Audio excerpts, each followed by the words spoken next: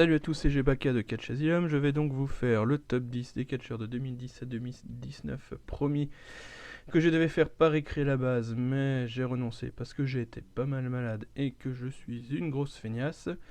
Je commencerai par un top 10 qui se veut à peu près objectif. Disons, je dis bien à peu près. Ensuite, je ferai quelques mentions honorables à la fin parce que entre le 2 et le 1, il n'y aura pas tellement de suspense, donc j'ai trouvé ça inutile. Après, j'essaierai de parler un peu du futur, de ceux qui seraient éventuellement dans un top 10 de 2020 à 2029 et qu'on a devant nous et qui sont déjà assez connus. Je ferai ensuite donc mes catcheurs préférés de 2010 à 2019. Et vous verrez que ceux que j'ai le plus aimé et ceux que j'ai mis, c'est pas toujours les mêmes.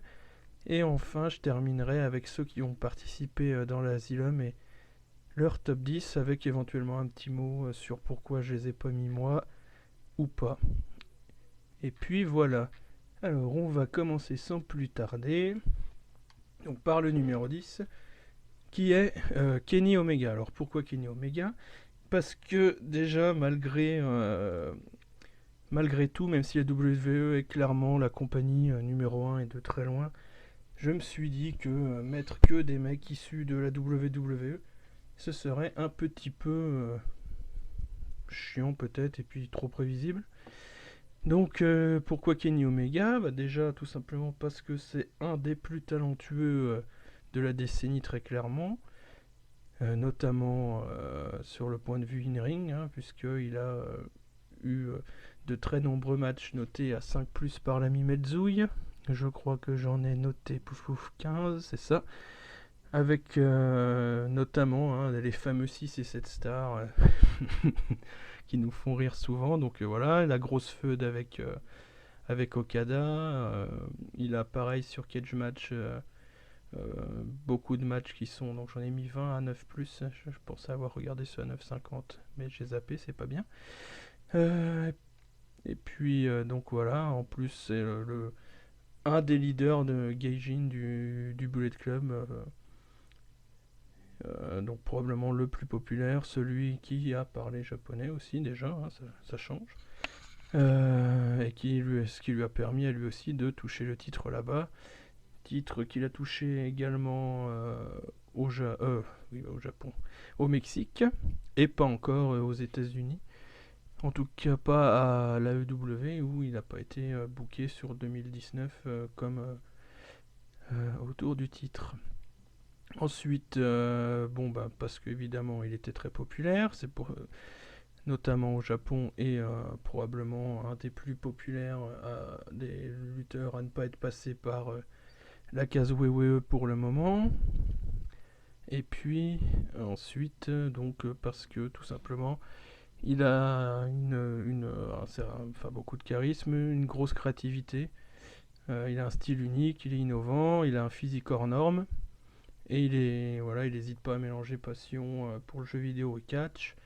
Je pense notamment à sa musique d'entrée, à des trucs à ses events organisés avec les CEO, sa rivalité avec Xavier Woods qui est assez sympa à suivre.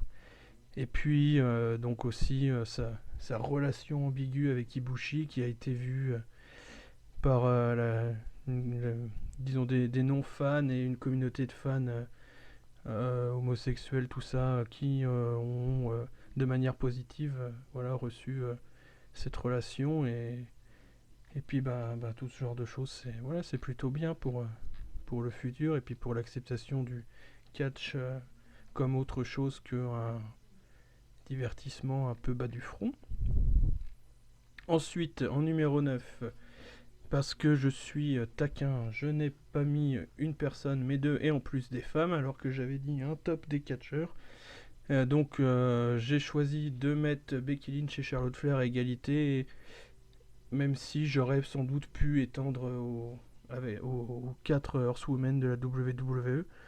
Donc pour des raisons assez évidentes, déjà à L4 elles ont entre guillemets révolutionné le catch féminin mainstream, puisque à WWE on n'avait pas eu de Rumble féminin, on n'avait pas eu de match en cage, de match à grosse stipu, deux femmes qui font le main event. Bon, on a eu Ronda Rousey aussi, qui est arrivée un peu en pinacle du mouvement, on va dire. Même si elle fait pas partie de la bande des 4, et puis comme elle est restée qu'un an, je me voyais mal la mettre là. Alors pourquoi Becky Lynch et Charlotte Flair plutôt que les deux autres, Bayley et j'oublie son nom, c'est pas bien. Ah là, c'est terrible les trous de mémoire. Et Sasha Banks, ça y est, ça revient. Eh ben, tout simplement, bon bah parce que Becky, elle a eu son pic de popularité, évidemment, à la fin de la décennie, et Charlotte parce que c'est celle qui a cumulé le plus de titres, et probablement, en main roster en tout cas, c'est sûr, le plus de gros matchs, parce que Sasha et Bayley ont eu leur plus gros affrontement à NXT qui est moins vu, il faut reconnaître, que donc la WWE. Donc voilà, grosse popularité, des changements, ça aussi c'est positif pour le catch en général. Et pour la place des femmes dans ce sport. Donc voilà pourquoi je les ai mis ici. Parce qu'à long terme, je pense que ça aura une grosse influence. Ensuite, en numéro 8, alors lui, j'ai hésité à le mettre honnêtement dans le top. Et puis j'ai réfléchi, je me voyais pas ne pas le mettre. Donc c'est Chris Jericho, qui lui aussi fait partie de ceux qui ont eu durant ces décennies du succès partout où ils sont passés. Donc à la WWE, à la NJP et à la AEW récemment. Alors pourquoi je dis Jericho, j'ai hésité, parce que déjà bon, il a perdu contre Fandango, il faut le rappeler. Et puis, blague à part, parce que je ne suis pas certain qu'il ait marqué forcément autant la décennie que les autres. Mais il faut reconnaître que le mec sait vraiment bien se vendre, quoi. Mieux que certains que j'ai pas mis dans le classement qui mériteraient donc peut-être plus leur place que lui, à mon sens. Mais il sait faire de lui une attraction et il sait vraiment il s'est réinventé tout au long de la décennie. On pense à sa feud contre Punk, on pense à sa liste avec Kevin Owens, on pense à celui qu'il est, qu'il est actuellement en mode brawler à la NJPW et en mode rock'n'roll star prétentieuse, tout ça. Euh, Aujourd'hui, le champion à la AEW, donc voilà, Jericho, partout où il passe, il arrive à attirer la lumière, à attirer des fans.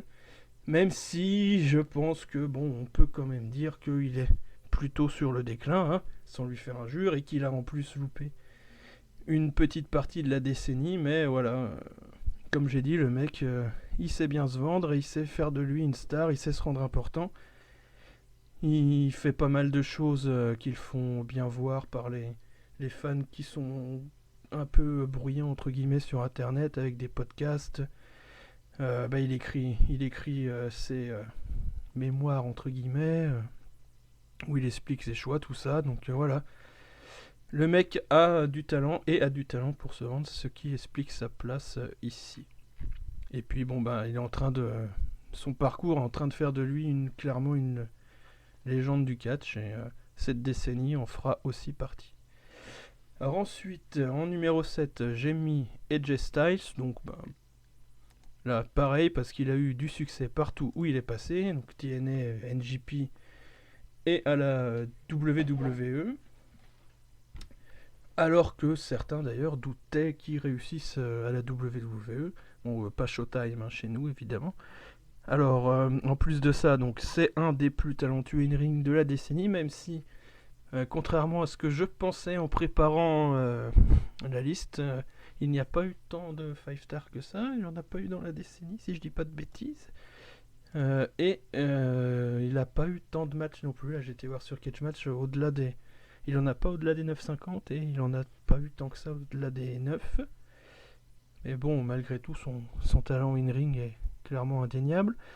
Il a donc réussi, quand la TNA croyait plus vraiment en lui, à exploser à la NJP en leader du Bullet Club, où il s'est imposé rapidement, où il a obtenu des titres. Donc petit souci technique pendant l'enregistrement qui concerne AJ Styles. J'espère que j'aurai pas merdé en faisant un petit montage à l'arrache. Donc je disais qu'il s'était rapidement imposé à la NJP en tant que leader du Bullet Club. où il a eu quelques gros matchs là aussi, quelques-uns qui sont notés à plus de 9,50 sur Cage Match, qui est moins que ce que je pensais, je dois l'avouer, quand j'ai fait mes recherches. Et puis donc, j'essaye s'il est quand même arrivé à la WWE en démarrant directement dans le Rumble, a eu sa feud contre Reigns assez rapidement, a eu quelques gros matchs, a été jamais le numéro 1, mais toujours dans le haut du panier depuis qu'il est arrivé. Et même si son année 2019, si j'ai bien compris, parce que je n'ai pas trop suivi, n'a pas été fantastique, il a quand même bien marché à la WWE, malgré les doutes de certains, comme je disais tout à l'heure. En numéro 6, j'ai mis à la surprise générale, pour ceux qui me connaissent depuis longtemps j'imagine, CM Punk. Alors pour plusieurs raisons, donc déjà, la première tout simplement, il a eu le plus long règne de champion WWE de la décennie, donc en étant champion de 2011 à 2013. Je n'ai pas pris les dates précises parce que je suis une grosse loche, mais je suis sûr que tous ces fans pourront me les dire de tête. De plus, il est parti en étant au sommet de sa gloire et en s'étant fait entre guillemets le porte-parole d'une certaine partie des fans de la WWE qui reprochaient à cette dernière de pas forcément miser sur les bons chevaux entre guillemets, donc lui-même, même si c'est discutable selon moi ça, et Daniel Bryan. Il a eu des feuds marquantes, donc je pense notamment à celle face à Jericho, à celle face à Cena avec son fameux Summer of Punk qui a super bien marché. Il a eu une sacrée paire de segments marquants, notamment celui où il parle de tous ceux qui léchaient les fesses déjà vieilles et fripées, ou peut-être pas fripées, seulement vieilles, de Vince McMahon, etc., avec sa gimmick Best in the World, tout ça. Malgré tout, c'est lui qu'on a choisi pour servir de paillasson au Rock quand il est revenu. Ce qui n'est pas forcément vu comme un fait glorieux, mais malgré tout, c'est une marque de confiance. Et puis il a été ultra populaire. Et il est resté populaire pendant très longtemps avec ses fameux chants l'appelons-lui quand certains matchs étaient ennuyeux, quand le public n'était pas d'accord avec certaines décisions, etc. Donc quelques gros matchs, un 5-star à la WWE, ce qui, avant l'arrivée d'NXT, était quand même plutôt rare.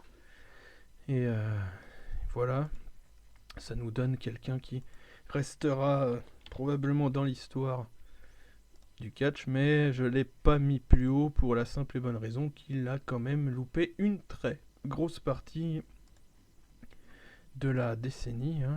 Donc on peut pas non plus le mettre plus haut, désolé à tous les fans de punk du faux-faux. Ensuite, en numéro 5, et donc il n'est pas dans le top 3, tu vas pouvoir m'engueuler, c'est Kazuchika Okada. Donc, pourquoi Kazuchika Okada dans cette liste et pourquoi cette place ? Parce qu'il est le numéro 1 de la NJP. C'est peut-être discutable, Kimura, tu me corrigeras, mais en tout cas, je pense qu'on voit en lui le numéro 1 depuis au moins 2012. Il a eu le plus long règne de champion IWGP, si je dis pas de conneries. Donc entre 2016 et 2018, là pareil, j'ai fait la feignasse, j'ai pas pris les dates précises. Il a remis, entre guillemets, le Japon sur la carte du catch, en tout cas pour les Américains, avec des récompenses je pense notamment à celle du PWI 2017, sans être à la WWE, ce qui était une première, et ce qui est exceptionnel, parce que son règne entre 2016 et 2018, en plus d'être long, il a été particulièrement bon, avec une sacrée série de grosses défenses. Donc voilà, c'est ce que j'ai mis aussi, des feux exceptionnels, donc contre Tana, contre Omega notamment, des matchs exceptionnels, notamment contre les mêmes, Omega, Tana, Naito, Suzuki, un paquet de mecs, il a 11 matchs à plus de 9,5, l'air de rien, plus de 19 à 5 stars. Alors On en pense ce qu'on en pense, mais en tout cas, ça fait voilà, ça fait quand même beaucoup et c'est un signe que bon bah le mec, on n'aime pas forcément son style, ça j'en conviens, mais il a marqué très clairement son empreinte du catch et comme on en discutait l'autre fois avec OS, il a l'air de rien changé un peu le style NJP, en tout cas changer les main events parce que les matchs d'une trentaine de minutes coïncident avec son ascension et sont dus donc à toutes ses qualités exceptionnelles d'athlète in-ring. Je pense que si après je ferai pas un ordre précis, mais les trois plus talentueux dans le classement, c'est Omega, enfin d'un point de vue in-ring, hein, j'entends, c'est Omega, Styles et Okada. Et pour l'avoir vu en live, lui aussi, à l'instar de pas mal, probablement tous ceux de cette liste d'ailleurs, au final, à part les. J'ai spoilé. Bon, à part les Snars, je crois que je les ai tous vus. Et Omega, ouais, je les ai pas vus en live. Autrement, les autres, je les ai vus en house show ou cet été pour Okada. Et le mec a du charisme, hein, et puis bon, on comprend pas tellement le japonais, mais c'est pas une quiche au micro non plus. Il sait bien jouer avec la foule comme la plupart des autres qui étaient là. Donc de ce point de vue-là, il est pas non plus forcément, on pourrait dire oui, cinquième, alors que c'est une quiche au micro. Je ne suis pas d'accord. Et c'est probablement, voilà, ouais, il est dans le top 3 des plus talentueux, voire c'est le plus talentueux. Ça se joue avec Omega, à mon sens, d'un point de vue in-ring. Et ces matchs, notamment les matchs contre Omega, resteront comme une référence, à mon avis, pendant un moment. Et seront peut-être, je dis bien peut-être, parce que je vais pas faire le prétentieux comme en avance sur leur temps en fonction de comment évolue le catch à l'avenir. Comme on parle de certains matchs, notamment de Ric Flair, j'ai oublié le nom de l'adversaire, c'est terrible. Hein. Bon, vous aurez compris, je pense, sinon je vais réfléchir pendant 20 000 ans et ça va complètement casser le rythme de la vidéo qui n'en est pas une vue qu'il n'y a que du son. Ensuite, en numéro 4, j'ai choisi de mettre Daniel Bryan. Alors, vous l'auriez peut-être vu plus haut, mais ce qui l'a empêché, selon moi, d'être plus haut, c'est sa blessure, hein, tout simplement qu'il a quand même écarté des rings pendant un moment. Donc Daniel Bryan, pourquoi? Tout simplement, d'un point de vue in-ring, c'est un bon catcheur, mais paradoxalement, c'est même pas pour ça spécialement que je l'ai mis là. Donc Daniel Bryan, ça a été un succès, donc malgré des débuts chaotiques à la WWE, on se souvient du segment d'intro de la Nexus, qui fait partie des segments qui m'ont le plus marqué de ceux que j'ai vus dans le catch, qui donc lui conduisent à son licenciement, puis à son retour, soi-disant grâce à la pression des fans, mais probablement parce que les mecs croyaient un peu en lui quand même. Et malgré donc la compagnie qui semble pas miser sur lui comme le numéro 1 que certains ont fini par voir au fur et à mesure, malgré les feux de moisi, malgré les gimmicks à la con dont il a su tirer parti. Je pense notamment à sa super tag team avec donc Elno avec Kane. Et ce qui l'a rendu populaire, un paquet de segments, parce qu'il s'est révélé que le mec qui ressemblait pas à grand chose, qui était pas très grand, qui était pas plus costaud que ça, il avait beaucoup de charisme et des qualités au micro qui s'y étaient probablement cachées. Parce que il a su fédérer comme aucun autre de cette liste, je pense, les fans autour de lui. Et c'est pour moi celui qui en popularité a atteint les plus hauts sommets devant CM Punk. Donc, pourquoi aussi numéro 4, malgré malgré son temps hors des rings? Parce que WrestleMania 30 aussi, hein, avec sa victoire sur HH, puis en main event contre Orton et Batista, hein, l'air de rien, dans la même nuit et à WrestleMania, c'est important et ça reste dans l'histoire. Ensuite, parce que quand il est revenu, sa popularité s'est avérée quasiment intacte. Peut-être un peu moins haute. Là, j'avoue, je suis plus depuis 2019, donc je suppute que c'est pas aussi fort que c'était avant sa blessure, mais ça reste très fort. Et est-ce que on peut dire que c'est quelque part grâce à lui ou avec lui que s'est vu l'avènement des petits gabarits, même si c'est discutable aussi, parce qu'au final, Les numéros 2, 1, puis du coup 3, ce sont pas des petits catcheurs. Et qu'il n'y en a pas encore tant que ça qui sont vraiment au sommet. Donc voilà, néanmoins, ça a permis de faire accéder, je pense, à plus de petits gabarits WWE. Et ça montre aussi une certaine évolution du catch au cours de cette décennie. On a, voilà, Daniel Bryan, il vient de l'Indé, comme pas mal de mecs aujourd'hui à la WWE.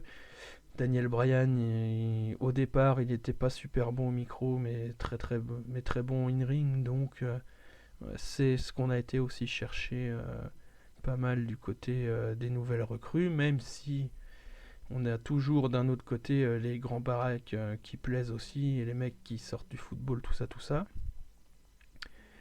Donc voilà, c'est aussi un marqueur de changement d'époque. Daniel Bryan, l'air de rien. Ensuite, en numéro 3, et là je pense que je vais peut-être me faire gueuler dessus pour l'avoir mis aussi haut. Mais bon, bah, j'ai mis John Cena parce que, l'air de rien, même s'il était disputé, même si la foule faisait du 50-50 avec lui, c'est resté le numéro 1 de la première moitié de la décennie de la WWE et ailleurs.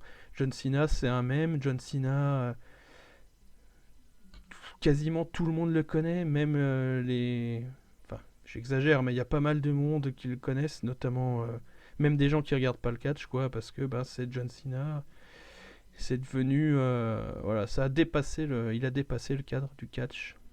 Alors pourquoi pas plus haut malgré ce que je dis, et malgré le statut un peu de légende du catch qu'il avait notamment à la fin, et qui lui a permis de mettre en valeur les autres, notamment Punk, Bryan, Reigns, Owens, etc., qui a fait de lui un peu la valeur étendard, hein, en français dans le texte de la compagnie. Oh le chat, mais c'est terrible, elle me casse les couilles. De retour après la coupure chat, je sais pas si je garderai une partie de l'incident ou pas au montage parce que quelque part c'était un peu drôle. Bref, donc j'en étais à Cena en valeur étendard et donc à son règne de champion US qui lui a permis de mettre en avant pas mal de monde, tout en se mettant en avant aussi bien sûr, mais voilà, de faire briller les autres.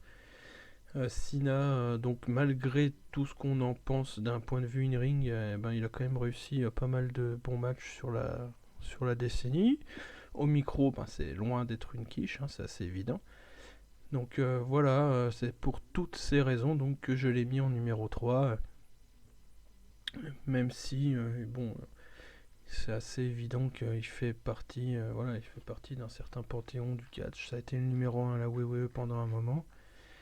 Mais il a disparu petit à petit au cours de la décennie et c'est pour ça que je ne l'ai pas mis plus haut. Alors en numéro 2, on en arrive à Brock Lesnar que je ne peux pas blairer mais que j'ai mis quand même là, hein, vous imaginez, c'est terrible pour moi d'admettre ça. Alors pourquoi Brock Lesnar, malgré ce que je lui reprochais à savoir apparaître 5 fois par an, parfois dans des matchs de 3 minutes, voire moins, bah parce qu'il a eu un super booking, faut reconnaître. Ça a été booké, bon, il a eu un petit temps de face, mais globalement, ça a été booké comme le heel ultime, le mec invincible, le mec qui, entre guillemets, méprise les fans et la compagnie, qui vient quand il veut, qui fait ce qu'il veut, qui est plus fort que tout le monde, qui est badass, qui a en plus avec lui Paul Heyman. Bon, même si personnellement je trouvais qu'à force ça finissait par tourner en rond, mais néanmoins, il faut reconnaître que le mec est bon et efficace et qu'il a su parfaitement mettre en avant Brock Lesnar. Et sa fameuse gimmick et rendre entre guillemets positif entre guillemets hein, ses absentes. Voilà, bon, Lesnar c'est un style unique, comme d'autres dans le classement, hein, notamment Okada et Omega et même Styles, ouais, comme ouais. Mais bon, bah voilà, c'est un style unique avec une grosse intensité, même si bon, bah c'est pareil, on adhère ou pas à ce qu'il fait, mais voilà, c'est un style unique, c'est un booking qui est super fort, et puis ça montre donc, voilà, c'est là, ça montre la force du booking au-delà des qualités du mec bah, qu'on n'entend pas parler, parce que bah, au micro c'est pas ça qu'est ça. Du point de vue in-ring, même s'il est hyper intense, bon, il nous fait pas hein, forcément des prises hyper balèzes, mais il y a toujours quand les matchs durent un peu, hein, j'entends. Quoique, même quand les matchs durent pas, c'est discutable. Il y a toujours du storytelling, ça a toujours plus ou moins du sens, son booking. Bon, bah, il a été champion très nombreux. Je pense qu'il a un ratio de victoire-défaite qui doit être assez impressionnant, j'ai pas vérifié. Et puis, il a quand même mis fin à la streak de l'Undertaker, hein, c'est pas rien. C'est pas rien, même si le match était mauvais, hein, à cause de circonstances qui ne dépendaient pas forcément. Enfin, voilà, à cause de. Je vais y arriver, à cause de la concussion de l'Undertaker qui n'a pas aidé. Donc voilà, Brock Lesnar a été booké au-dessus de tout le monde, hein, à la WWE, à part un, donc qui sera forcément le numéro 1 et que vous savez déjà tous qui c'est. Quel super suspense. Mais donc voilà, Brock Lesnar numéro 2, même si ça me fait chier de l'admettre. Et donc en numéro 1, Roman Reigns, bah, pourquoi? Là c'est pareil, c'est assez évident. Là aussi c'est pour des raisons de booking, hein, tout simplement, principalement, parce que même si in-ring il n'est pas aussi mauvais que certains veulent le dire, il a quand même fait pas mal de bons matchs. Il est pas très bon au micro, ça faut reconnaître, mais celui d'avant, bah, c'est pareil. Et pourquoi donc? Parce que c'est l'élu de la WWE sur la décennie. Quand il arrive à NXT, qui ressemble à rien du point de vue look, qu'il a rien de spécial, mais alors vraiment rien. On dit déjà dans les. Faut regarder le DVD du Shield, c'est assez édifiant pour ça. On dit déjà dans les commentaires que il a un avenir formidable, qu'il est génial, que c'est un futur top catcher. Bon, je sais pas comment ils ont réussi à voir ce qu'ils arriveraient à en faire. Mais voilà, donc il arrive avec le Shield. Booking qui au début l'épargne et tout, on voit pas forcément trop arriver. Puis petit à petit, on sent que c'est centré sur lui. Voilà, on le book comme le plus fort du trio. On en fait un gros poisson. Il touche les ceintures plus ou moins rapidement. Et, donc voilà, c'est ce que je voulais étendre en parlant de lui. Parce qu'il est booké donc comme Lesnar au-dessus des autres. C'est aussi est-ce qu'on a un numéro 1 voire un numéro 2 malgré le public, j'ai envie de dire. Est-ce qu'on a Roman Reigns, plus encore Reigns que Lesnar, est-ce qu'on n'a pas fait un peu de forcing pour que ça marche, ou est-ce que c'est justement les fans sur internet dont je fais partie qui sommes tout simplement plus bruyants que ce qu'on croit, et le merchandising, les les salles nous donneraient peut-être tort, mais pas toujours malgré tout, puisque les chiffres des tours de la WWE ont baissé assez drastiquement. Alors est-ce que c'est lié à Reigns? Ce serait peut-être réducteur, mais ça doit faire partie d'un tout de la WWE. Et est-ce que, voilà, c'est pareil, ce que je voulais poser la question, et puis si vous voulez réagir sur le faux ou éventuellement comme sous la vidéo, n'hésitez pas. Est-ce que ça, on a un numéro 1 par défaut, entre guillemets? Parce que l'élu du peuple, ça aurait plus probablement été donc le numéro 4, Daniel Bryan, selon moi. Donc voilà, quelle place est-ce qu'il aura dans l'histoire? Est-ce que on s'en souviendra comme d'un main eventer qui a été chahuté, ou juste comme d'un des nombreux numéro 1 de la WWE qui s'est succédé, et on effacera petit à petit, on oubliera les mauvais côtés. Voilà. Donc je vais enchaîner sur les quelques mentions honorables.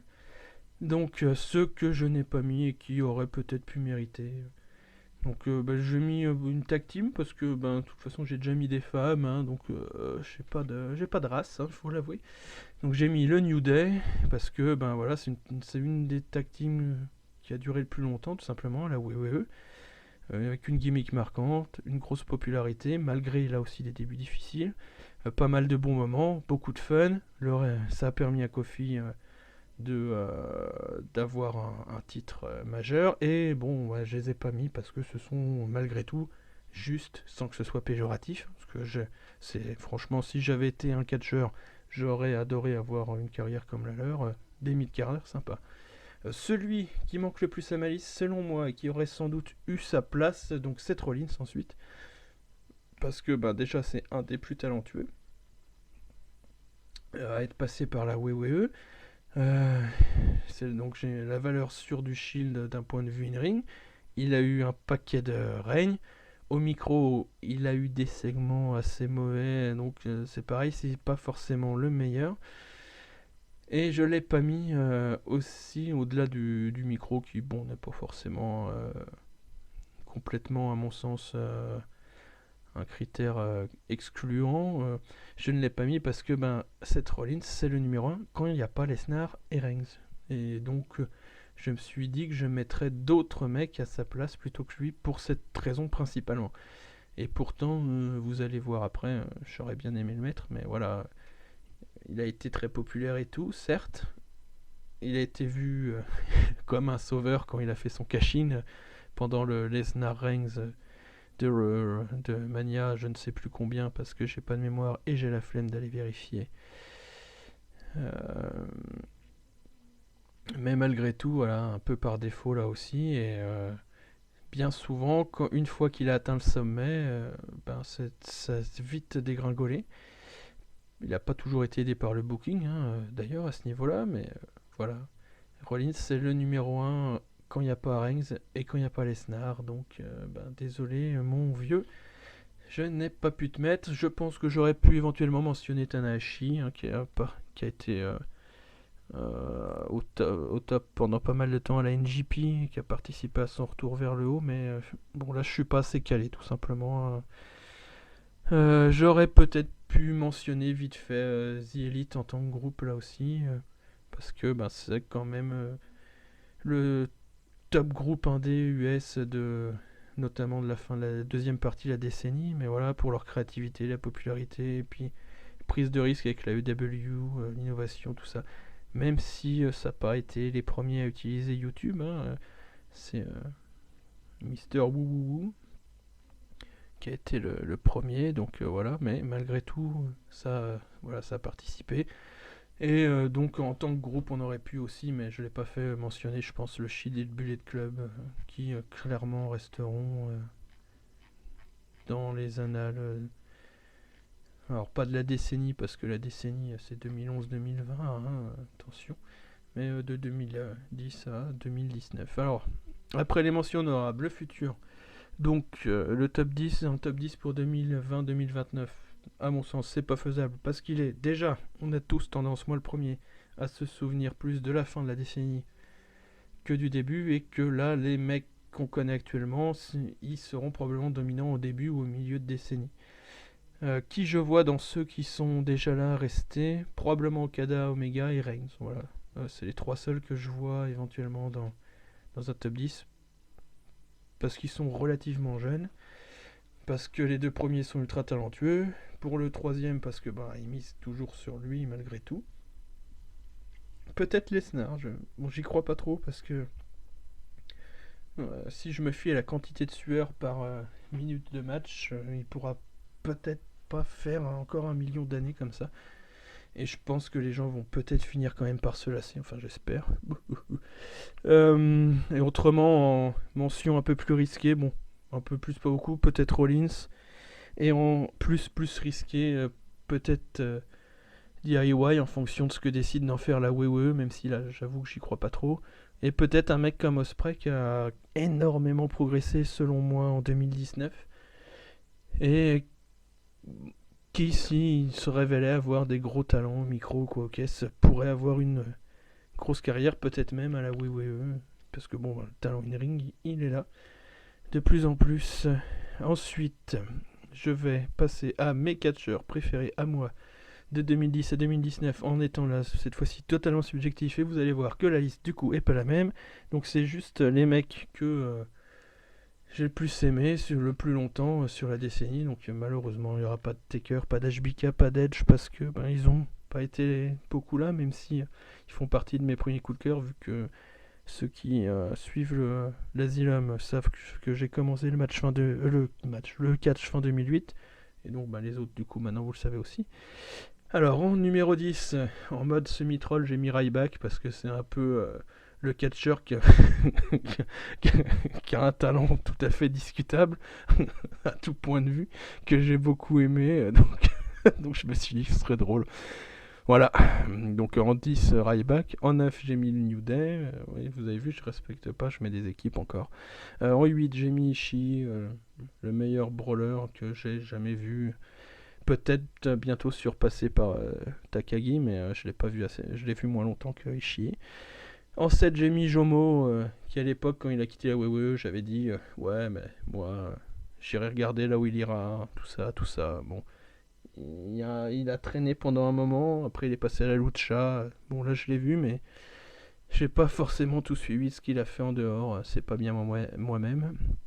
En numéro 6, Daniel Bryan, parce que j'ai beaucoup aimé moi aussi.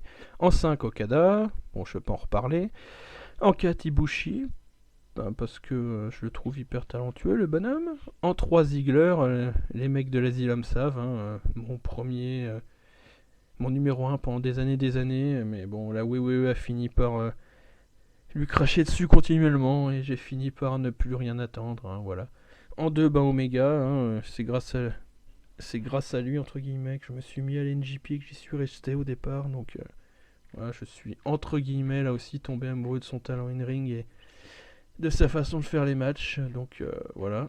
Et en numéro 1, ça surprendra pas les mecs qui me connaissent, donc Seth Rollins, parce que, pareil, pendant des années, ça a été mon chouchou.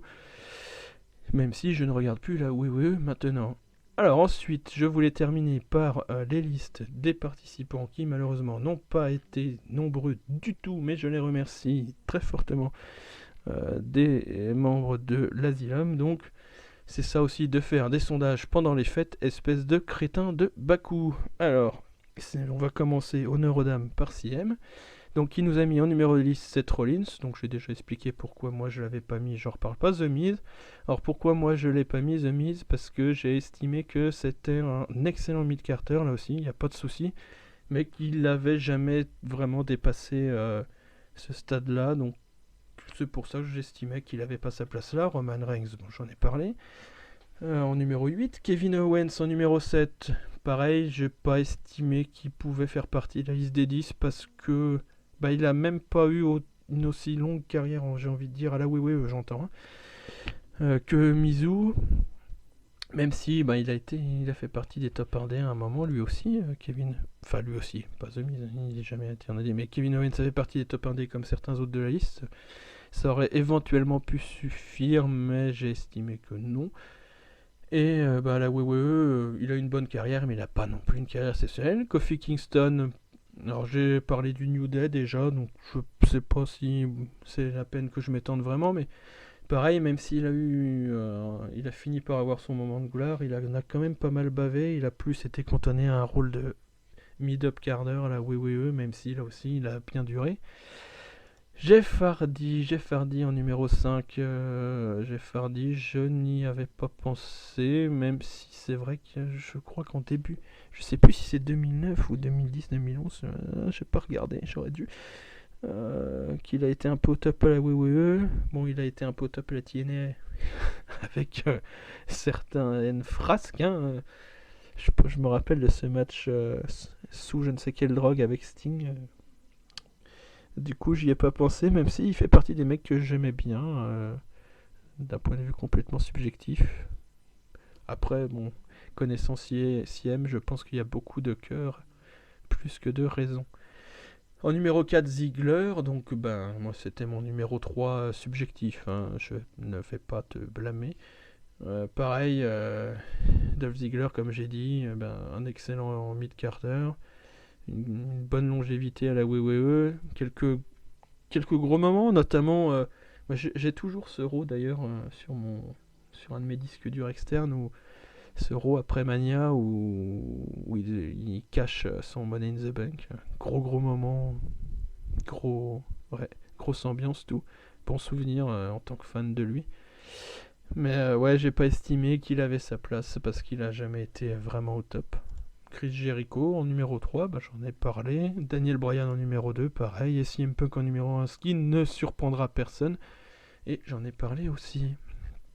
Ensuite, il y a l'ami Black Bolt qui m'avait envoyé une liste. Alors en numéro 10, Bray Wyatt. Alors Bray Wyatt, pourquoi je l'ai pas mis, même si d'un point de vue originalité, D'un point de vue créativité, pareil pour les segments, pour sa gimmick, tout ça, ça aurait pu se tenir, j'avoue. J'ai choisi Kenny Omega, là, je pense que c'est aussi par subjectivité, hein. J'ai dit que Malice était à peu près objectif. Il faut pas se faire d'illusions, on a tous une grosse part de subjectivité, même quand on essaye de l'écarter. Mais ouais, Bray Wyatt, bon, pareil, il a pas été non plus vraiment numéro 1.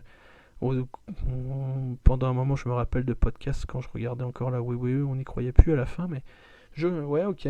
Bah, Kofi Kingston en numéro 9, j'en ai parlé. 8, The Miz, j'en ai parlé. Styles en 7, j'en ai parlé. Lesnar en 6, j'en ai parlé. Cena en 5, j'en ai parlé. Je vais arrêter de dire j'en ai parlé, ça devient redondant. Roman Reigns en 4, Seth Rollins en 3, Daniel Bryan en 2 et CM Punk en 1. Et Samoan, lui, il avait mis sa liste sur le topic en public, mais c'est pas une raison pour pas la dire. Donc, Dean Ambrose en 10. Ouais, Dean Ambrose, c'est pareil, je comprends. Comme j'ai dit pour Seth Rollins tout à l'heure, que j'ai pas mis les 3 mecs du Shield, je pense potentiellement. Si on fait une liste que WWE, Dean Ambrose, je pense qu'il doit pouvoir apparaître. Même si c'est pareil, il a jamais vraiment eu de place de. Il a pas eu de place de numéro 1 dans le Shield. Il a été pour moi le moins bien booké des 3 du Shield. Mais ouais, ok, voilà, je comprends aussi d'un point de vue objectif, j'entends, parce que je ne discute pas de la subjectivité, hein, j'essaye de discuter d'un point de vue objectif. Bray Wyatt en 9, CM Punk en 8, Randy Orton en 7. Alors pourquoi j'ai pas mis Randy Orton? Parce que c'est vrai que là aussi c'est un point qui est discutable, je pense. Parce que même si au début de la décennie, je pense qu'il se disputait la place de numéro 1 avec Cena, Edge éventuellement. Mais après, petit à petit, je trouve qu'il a glissé et qu'il a été plutôt fantomatique et plutôt anecdotique dans beaucoup de cas, même s'il a touché plein de titres et tout. Et là, pareil, je pense qu'il y a une part de subjectivité qui rentre en compte parce que Orton en heel, j'aimais beaucoup, notamment en 2009, je crois. Mais après, voilà quoi. Donc c'est peut-être pour ça que j'ai pas pensé à lui. Cena en 6, Styles en 5, Daniel Bryan en 4, il a mis. Ah bah tiens, c'est marrant comme ouais, dommage pour sa retraite momentanée. Ouais. Seth Rollins en 3, donc j'ai expliqué pourquoi moi je l'avais pas mis et pourquoi ça pouvait effectivement être complètement discutable, vu que là je vois il est 3 pour lui, pour Samoan, 3 pour Black Bolt, et bon, même si c'est Candice, il est aussi sur la liste de CM. Donc je me dis que j'ai peut-être fait une connerie en le mettant pas, mais bon, j'ai voulu ouvrir un peu, et puis j'ai mis des femmes, et puis je respecte pas mes propres règles. Et puis j'ai mis des mecs qui sont pas passés la WWE, alors que la WWE est numéro 1 absolu. C'est pas bien chez Baka. Mais ouais, ok. Seth Rollins, c'est le numéro 1 dans mon cœur, et c'est déjà beaucoup. Ensuite, Brock Lesnar en 2, ouais, bah, comme moi, et les Roman Reigns en 1. On a eu les mêmes top 1 et 2 et 4. Donc voilà, je vous invite, les membres de l'Asium qui n'ont pas fait, à poster vos top 10 en dessous la vidéo ou dans le topic. Bah, ou même sur YouTube. Hein. Vous mettez un top 10 à la con sur YouTube, ça nous fera peut-être un peu de vues pour la chaîne YouTube. C'est tout con, mais voilà. J'espère que vous n'avez pas trop senti que j'étais stressé, que je pense que si, hein, que j'avais la bouche pâteuse, tout ça. J'espère avoir parlé assez vite pour pas vous ennuyer de trop. N'hésitez pas à réagir à mon top 10 qui se voulait un peu objectif, mais qui ne l'est pas tant que ça, je pense. Hein. Mais voilà, n'hésitez pas à réagir. Est-ce que vous auriez mis... qui vous auriez enlevé pour mettre Rollins, notamment? C'est je pense l'absence la plus... ouais, la moins justifiable, disons. Même si j'ai essayé de la justifier. Et puis je vous souhaite à tous une bonne journée, soirée, nuit, en fonction de l'heure à laquelle vous m'avez écouté. Je vous remercie de votre attention. Je vous souhaite à tous plein de bonnes choses, et puis je vous dis à ciao, bonsoir.